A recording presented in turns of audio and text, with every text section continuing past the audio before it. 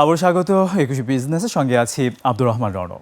বিশ্ববাজারে লাফিয়ে লাফিয়ে বাড়ছে গমের দাম। শিকাগো বোর্ড অব ট্রেডে সিবিওটিতে প্রতি বুশেল গমের মূল্য দাঁড়িয়েছে 750 সেন্টস। রাশিয়া ইউক্রেন যুদ্ধের কারণে কৃষ্ণ সাগরে নতুন উত্তেজনা ও জলবায়ু পরিবর্তনের ধাক্কায় অস্থিতিশীল হয়ে উঠেছে গমের বিশ্ববাজার। চরম সংকটে পড়েছে খাদ্যপণ্যটির সরবরাহ চেইন, ফলে আরও বাড়তে পারে আটা ময়দার দাম। রহমান রনর রিপোর্ট। বিশ্ব খাদ্যশস্যের সবচেয়ে বড় রুট কৃষ্ণসাগর অঞ্চল এখন নতুন করে রণক্ষেত্র। রাশিয়া ও ইউক্রেনের মধ্যে বন্দর অবকাঠামোতে উপর্যুপরি হামলার কারণে রপ্তানি কার্যক্রম পুরোপুরি বাধাগ্রস্ত।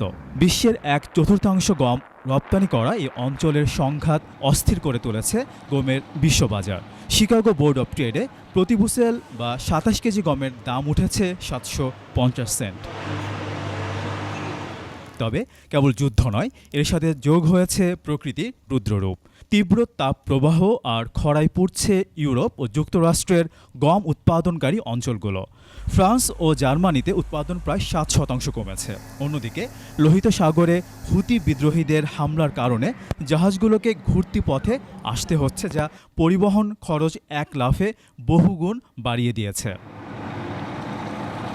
বিশ্ব খাদ্য কর্মসূচি বা WFP সতর্ক করে বলেছে, গমের বাজারের এই অস্থিরতা দ্রুত নিয়ন্ত্রণ করা না গেলে অনুন্নত দেশগুলোতে খাদ্য সংকট আরও প্রকট হবে।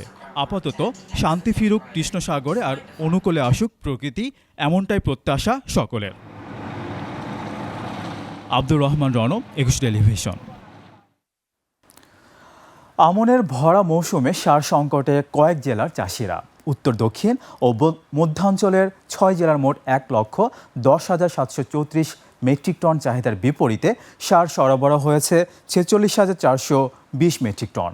সরকার ও ডিলাররা বলছে দেশে সারের মজুদ যথেষ্ট, সংকট নেই। তবে কৃষকদের দাবি, বাড়তি দামে সার কিনতে হচ্ছে তাদের। সহকর্মীদের সহায়তায় আরও জানাচ্ছেন সমর ইসলাম।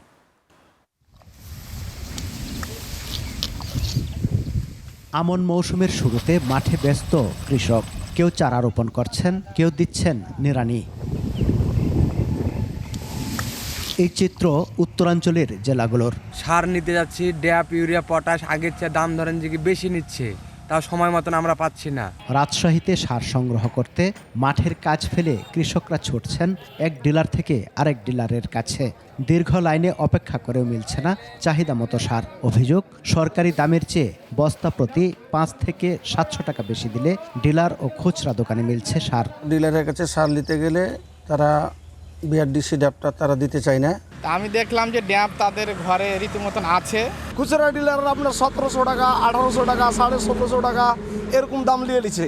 সারের সংকট মানতে নারাজ প্রশাসন। তবে উত্তোলনে ধীরগতি এবং টিএসপি ও এমওপি বরাদ্দের তুলনায় সরবরাহ কম থাকায় কিছু সংকট তৈরি হয়েছে, জানান ডিলাররা। 220 জন ডিলার একদিনে সার সরবরাহ পায় 15 জন। সেক্ষেত্রে তো 10-15 দিন সময় লাগে। গতবারের তুলনায় পর্যাপ্ত সার বরাদ্দ দেওয়া হয়েছে, আমাদের কোনো চাহিদার ঘাটতি নেই।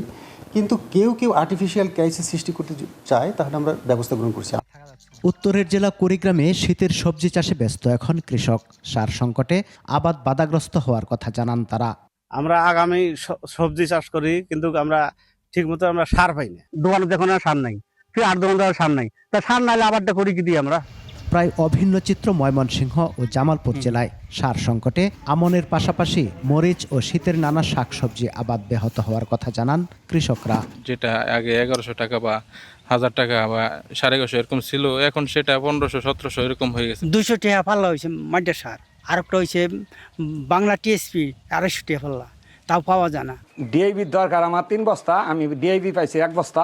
ডিলার অনুযায়ী ডিলারে খালি তালিবালি দেখাচ্ছে সার নাই। এবার দেশের পরিস্থিতি খারাপের কারণে ওভাবে সারটা আসলে এলসি করতে পারে নাই। পটুয়াখালীতে চাহিদা ও সরবরাহ বরাবর থাকলেও সংকট চলছে বরিশালে।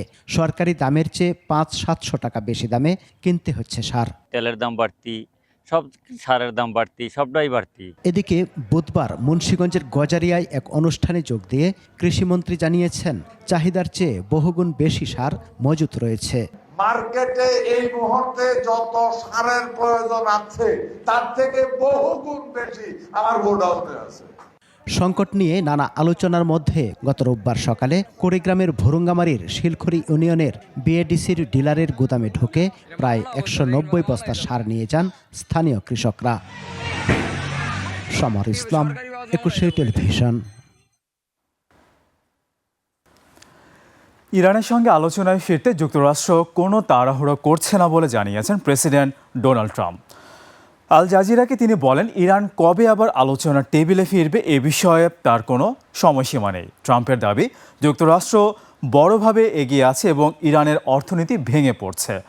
অর্থনৈতিক চাপ ও সামরিক হামলা দুটি কার্যকর বলেও মন্তব্য করেন তিনি। এদিকে ইরানকে আলোচনায় ফেরাতে সম্প্রতি আরও কঠোর নিষেধাজ্ঞা দিয়েছে ওয়াশিংটন। ইরান এসব নিষেধাজ্ঞাকে আন্তর্জাতিক আইন ও জাতিসংঘ সনদের প্রতি হুমকি বলে প্রত্যাখ্যান করেছে। যুদ্ধ নিষেধাজ্ঞার প্রভাবে দেশটির মুদ্রার দরপতন এবং খাদ্য, ওষুধসহ নিত্য প্রয়োজনীয় পণ্যের দাম বেড়েছে। তবে বিশ্লেষকদের মতে নতুন নিষেধাজ্ঞা সাধারণ মানুষের উপর চাপ বাড়ালেও ইরানকে আলোচনায় ফিরতে বাধ্য করবে এমন নিশ্চয়তা নেই।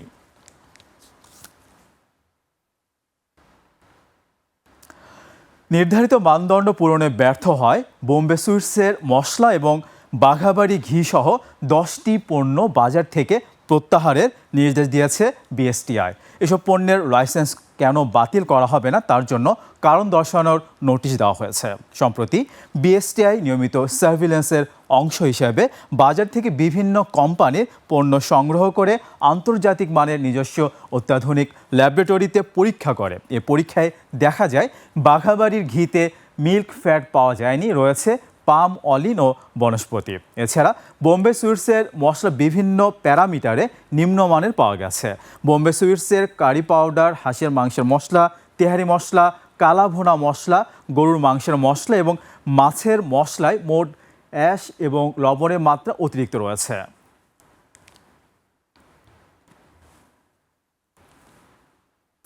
এবার মুদ্রা বাজারের খবর। 9% ঘরে নেমে এসেছে কলমানি রেট। একদিন মেয়াদি বা ওভারনাইট কলমানি রেট ছিল 9.20%। অপরিবর্তিত রয়েছে রেপো রেট। রেপো রেট এখন 9.5%। অন্যদিকে স্ট্যান্ডিং লেন্ডিং ফ্যাসিলিটি SLF 11% এবং স্ট্যান্ডিং ডিপোজিট ফ্যাসিলিটি বা SDF 7.5% অপরিবর্তিত রয়েছে। এবার ট্রেজারি বিল নিলামের খবর। আগামী 30 আগস্ট 3 ক্যাটাগরির ট্রেজারি বিলের নিলাম হবে। এর মধ্যে 91 দিন মেয়াদের 3,000 কোটি টাকা, 182 দিন মেয়াদের 2,500 কোটি টাকা এবং 364 দিন মেয়াদি বিলের আকার 2,000 কোটি টাকা। অর্থাৎ এদিন মোট 7,500 কোটি টাকার ট্রেজারি বিলের নিলাম হবে। ট্রেজারি বিলের সুদের হার এখন 1 অঙ্কের ঘরে নেমে এসেছে। এবার জানাবো ট্রেজারি বন্ডের খবর। আগামী 1 সেপ্টেম্বর দ্বিতীয় ক্যাটাগরি ট্রেজারি বন্ডে নিলাম হবে। মোট 4,000 কোটি টাকা বন্ডের মধ্যে একটি 2 বছর মেয়াদি 3,500 কোটি টাকা এবং অপরটি 3 বছর মেয়াদি 500 কোটি টাকার। প্রতি মাসেই ট্রেজারি বন্ড বা টি বন্ডের প্রাইমারি নিলাম অনুষ্ঠিত হয়। বার্ষিক নিলাম ক্যালেন্ডার অনুযায়ী প্রাথমিক ডিলার বা পিডির মাধ্যমে এই নিলামে অংশ নিয়ে বিনিয়োগকারীরা টি বন্ড কিনতে পারেন। সেকেন্ডারি মার্কেট থেকেও ট্রেজারি বন্ড কেনা যায়। এবার এশিয়ার প্রধান শেয়ার বাজারে খবরাখবর। সূচকের মিশ্র প্রবণতা দেখা যাচ্ছে এশিয়ার বেশিরভাগ পুঁজিবাজারে। জাপানি শেয়ার বাজার নিক্কি সূচক 135 পয়েন্ট কমে দাঁড়িয়েছে 66,126 পয়েন্টে। কমেছে হংকং শেয়ার বাজার, হ্যাংসেংয়ের সূচক 100 পয়েন্ট কমে অবস্থান করছে 25,552 পয়েন্টে। কমেছে সিঙ্গাপুরের STI সূচক, এটি 36 পয়েন্ট কমে অবস্থান করছে 5,685 পয়েন্টে।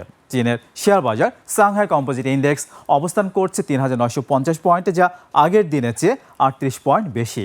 বোম্বের সেন্সি 30 ইন্ডেক্সকে দেখা যাচ্ছে নিম্নমুখী প্রবণতায়। সেন্সি সূচক 243 পয়েন্ট কমে অবস্থান করছে 77,229 পয়েন্টে। বেড়েছে থাইল্যান্ডের থাই স্টক এক্সচেঞ্জ সূচক, এটি 7 পয়েন্ট বেড়ে অবস্থান করছে 1,609 পয়েন্টে। দর্শক, নিচ্ছি একটা ছোট্ট বিরতির পর চলমান বিদ্যুৎ সংকট ও নবায়নযোগ্য জ্বালানি খাত নিয়ে আমরা কথা বলবো নবায়নযোগ্য জ্বালানি খাত বিশ্লেষক শাকির আহমেদের সঙ্গে। ততক্ষণ আমাদের সঙ্গেই থাকুন।